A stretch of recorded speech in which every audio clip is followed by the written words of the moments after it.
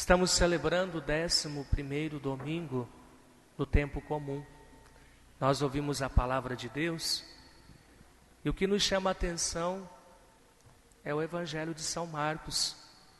E um detalhe neste Evangelho: este, como tantos outros evangelhos, nos apresentam Jesus como um contador de parábolas, um contador de histórias. O nosso olhar muitas vezes corrido sobre o texto bíblico não nos permite compreender o que está nas entrelinhas. E nas entrelinhas das palavras de Jesus, das parábolas de Jesus, da história ou das histórias que Jesus contava, está a personalidade de um homem muito simples e muito encantado pela vida. Nós encontramos nas parábolas de Jesus, nas histórias que ele conta, esta identidade. Jesus era um homem simples, não era um homem de muitas palavras. Falava muito quando pregava às multidões, mas um recolhimento era um homem de poucas palavras, de frases curtas. Não era de muita conversa. Jesus não gostava de complicar as coisas. Para ele, tudo tinha que ser muito simples. Desde o seu encontro com as pessoas, até os milagres que ele realizava. Se olharmos com atenção para o encontro de Jesus com as pessoas, nós vamos perceber isto. Quando Jesus se encontrava com um doente, e aquele doente pedia para ser curado, Jesus apenas curava. Quando um pecador se aproximava de Jesus para pedir perdão, Jesus apenas perdoava. Não estava preocupado com o que iria fazer o doente depois de curado. Não estava preocupado se o pecador voltaria a pecar depois do perdão. Ele apenas oferecia o gesto que transformava a vida das pessoas.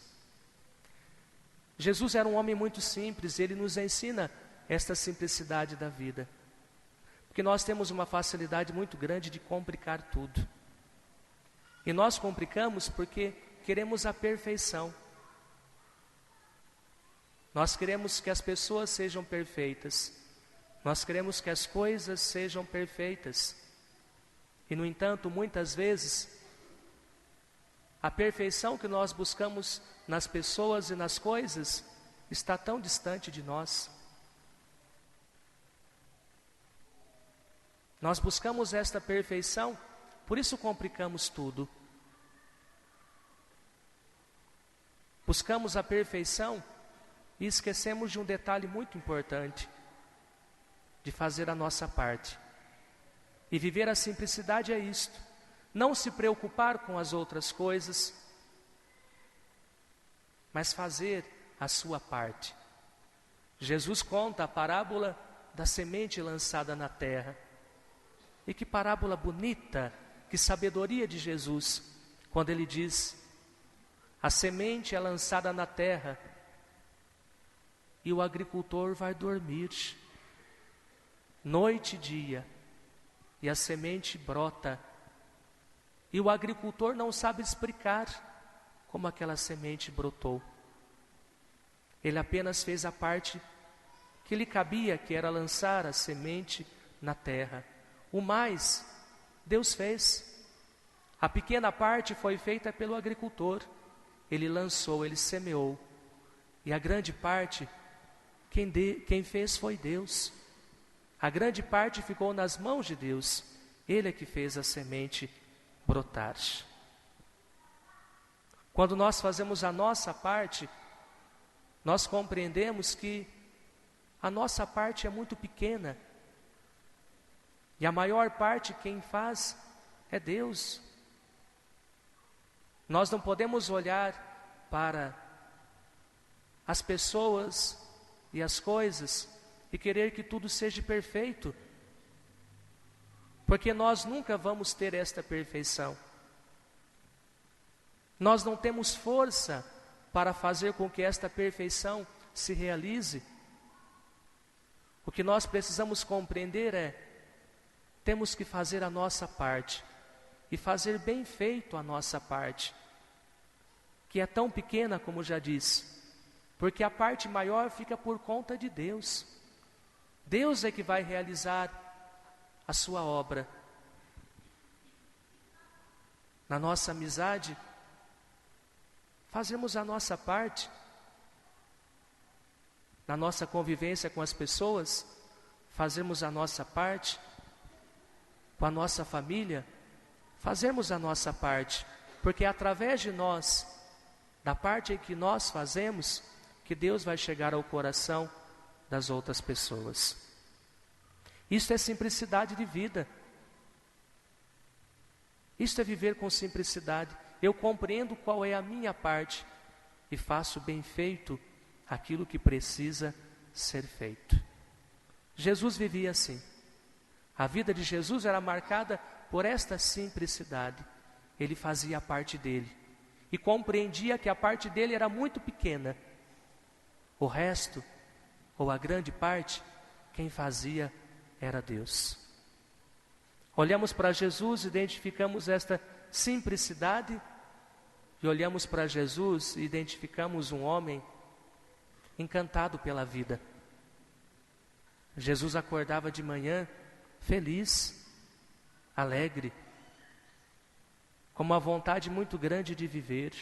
De madrugada já levantava e ia se encontrar com Deus em oração, justamente para buscar em Deus uma interpretação da vida, para buscar em Deus um entendimento da vida.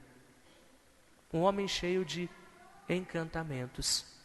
E por que Jesus era um homem encantado? Pela vida. Porque ele ficava sempre com o primeiro encontro. Jesus não ficava com o depois. O depois só nos decepciona. O encantamento está no primeiro encontro. Naquele primeiro encontro, quando nós nos apaixonamos, naquele primeiro encontro, quando nós nos sentimos encantados. Por isso é necessário, a todo instante na nossa vida, voltarmos para o primeiro encontro. Primeiro encontro que gerou as nossas amizades, primeiro encontro que gerou a nossa convivência fraterna com as pessoas, primeiro encontro que uniu homem e mulher, no dia em que você encontrou esta pessoa para a sua vida. Voltar ao primeiro encontro no dia em que este filho nasceu e você o trouxe para casa com tantos sonhos para ele. Voltar ao primeiro encontro. Com muita facilidade a gente ouve as pessoas dizerem que é preciso viver o primeiro amor sempre. É preciso viver o primeiro amor todos os dias.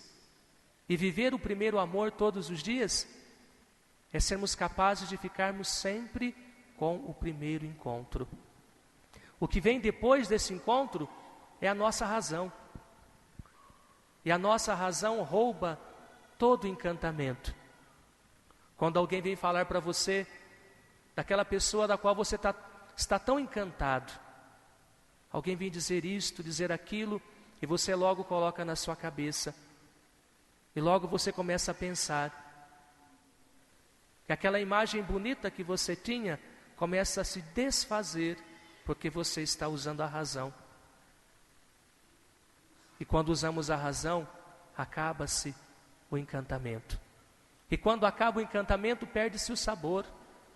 Por isso esta crise que nós vivemos hoje, crise em todos os relacionamentos, desde a amizade até o casamento, os relacionamentos familiares, porque nós vamos ficando com o depois, nós vamos racionalizando tudo, nós vamos quebrando todos os encantamentos.